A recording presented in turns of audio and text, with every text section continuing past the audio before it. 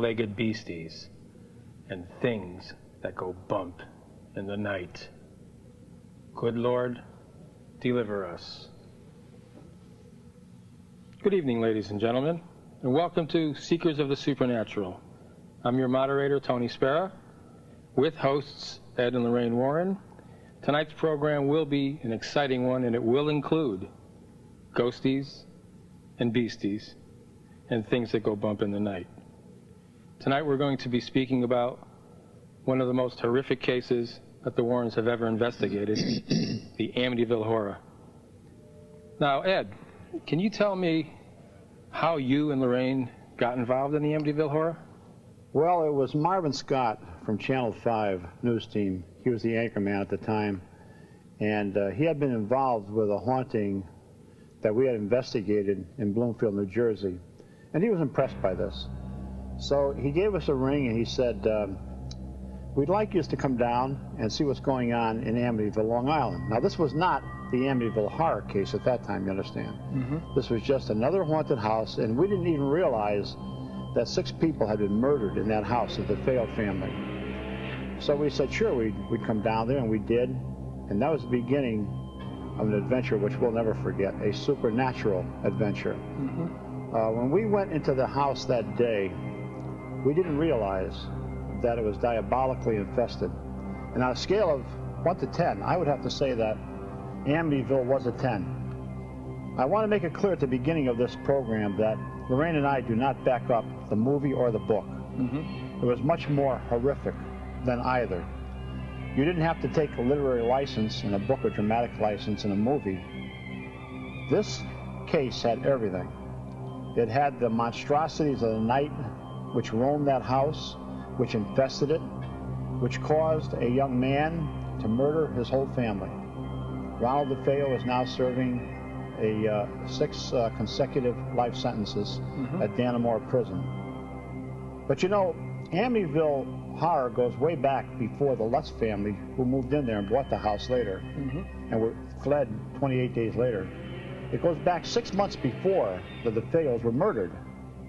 Mr. DeFeo went up to Montreal, Canada. He went to a shrine where many miracles had occurred. A lot of people don't know this.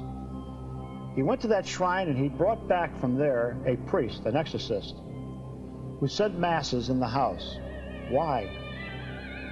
If this was a hoax that was created by the Lutz family, why 6 months before this man was murdered and his family was an exorcist in that house? While the priest was saying a mass and performed the exorcism rituals, candles were blowing out, doors were opening and closing. There were footsteps all around the house.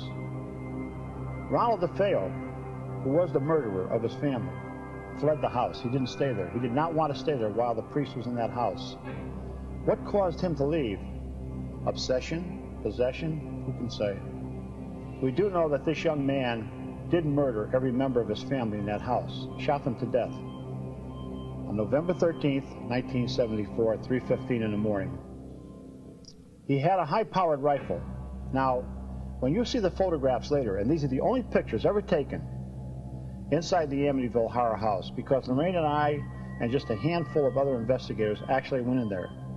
I've heard people on TV say, I was in that house, I was in that house, I investigated. They never were. They don't have any evidence, they have no proof. We have the proof, and you'll see that proof tonight. They will see the only photographs ever taken in the house itself at the time of the investigation, and as the Lutzes left that home, completely furnished, they didn't take one thing with them. They left everything there, and they went off to California, because Father Pecoraro, who many people said did not exist, talked with Lorraine and I. He told us all the horrible things that happened to him. We sat with him, he was as close as I am to you, Tony, at dinner at Kathy Lutz's mother's home in Deer Park. He told me things that the public has never heard about. And tonight, we are going to endeavor to explain what really happened in that home. Okay, Lorraine, I know you went in the house and you experienced things, but can we just go over how you first were called into the house? Like, who was the gentleman that, or people that called you in? Was it the Lutzes that called you in? No, it was not, Tony. It was Marvin Scott who called us in. He told us there had been a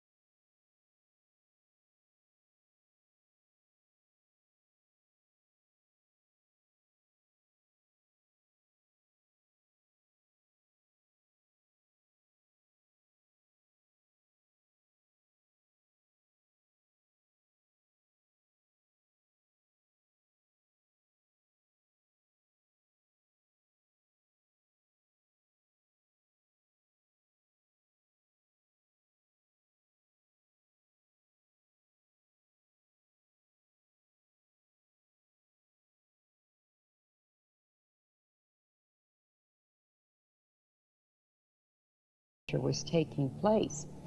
But I have to say this, the Amityville case affected our personal lives more than any case we ever worked on. Really? It was, yes. How? What way? Well, it was to find